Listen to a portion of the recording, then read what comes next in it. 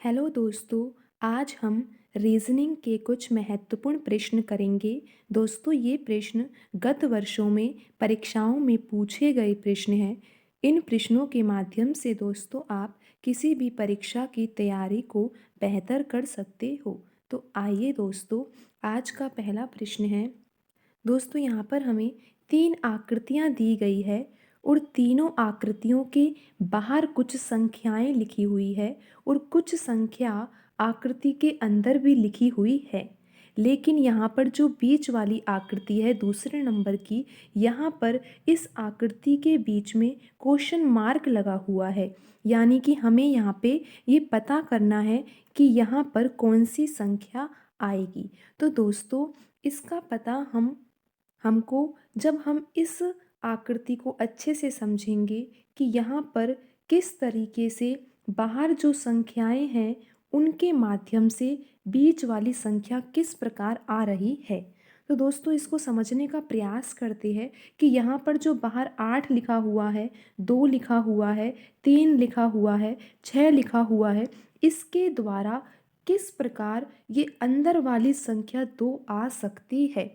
फिर जो तरीका हम यहाँ पर लगाएंगे वही तरीका हम इस आकृति में भी लगाकर देखेंगे और फिर देखेंगे कि यहाँ पर उत्तर 1 आ रहा है या नहीं।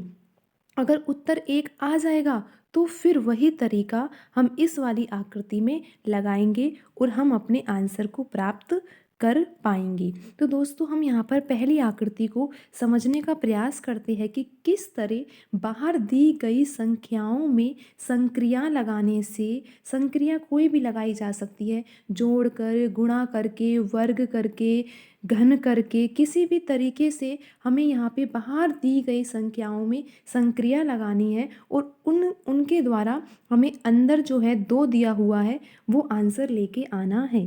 तो दोस्तों देखो, हम यहाँ पर इस तरीके से कर सकते हैं। यहाँ पर दिया हुआ है 6 और यहाँ पर दिया हुआ है 2। तो दोस्तों 6 और 2 का आप गुणा कर दीजिए, आएगा 12। और दोस्तों 8 और 3 का गुणा कर दो तो आएगा 24। अब जब हम 24 में 12 का भाग देंगे तो दोस्तों क्या आ रहा है? 2। समझे आप क्या किया है हमने यहाँ पे? 6 का गुणा हमने 2 से किया तो 12 आया। फिर 8 का गुणा हमने 3 से किया, 24 आया। और फिर हमने क्या किया? 24 में 12 का भाग दिया तो हमारा 2 आंसर आया। और यहाँ पर बीच में भी क्या लिखा हुआ है? 2। इसी तरीके को हम यहाँ पर अप्लाई करते हैं तीसरी वाली आकृति में। यहाँ पर 8 दे रखा है और ये 3 दे रखा है। 8 और 3 का जब हम गुणा करेंगे तो 24 आएगा। और जब 6 और यहाँ पे 4 का गुणा करेंगे तो भी 24 आएगा। और जब 24 में 24 का भाग देंगे तो दोस्तों आंसर क्या आएगा? 1। तो आप समझे कि यहाँ पर क्या हो रहा है। यहाँ पर इस तरीके से आंसर आ रहा है।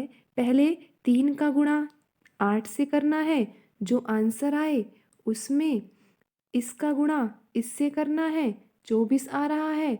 और 24 का यहाँ पर भाग देना है और जिससे हमारा आंसर 1 आ रहा है और 1 यहाँ पे अंदर लिखा हुआ है। तो दोस्तों, यही जो पैटर्न है वो हम दूसरी आकृति में लगाने का प्रयास करते हैं। तो देखते हैं क्या हमारा आंसर आ पा रहा है।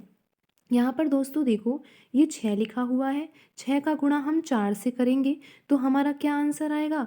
24 आएगा। और दोस्तों 12 का गुणा जब हम 8 से करेंगे तो क्या आएगा? 12 8 96 आएगा। और जब हम 96 में 24 का भाग देंगे तो दोस्तों क्या आएगा? 24 के पहाड़े में 96 कितनी बार आता है? 4 बार आता है। तो दोस्तों यहाँ पर जो लुप्त संख्या है, यहाँ जो क्वेश्चन मार्क लगा हुआ है, उसके स्थान पर क्या आएगा? दोस्तों उसके स्थान पर 4 आएगा। तो देखते हैं हमारा आंसर सही है क्या। देखो दोस्तों, यहाँ पर जो ऑप्शन 2 है वहाँ पे 4 लिखा हुआ है। तो जो हमारा आंसर आया है वो भी क्या आया है? 4 आया है। दोस्तों आज की वीडियो में इतना ही। मिलते हैं अगली वीडियो में। धन्यवाद।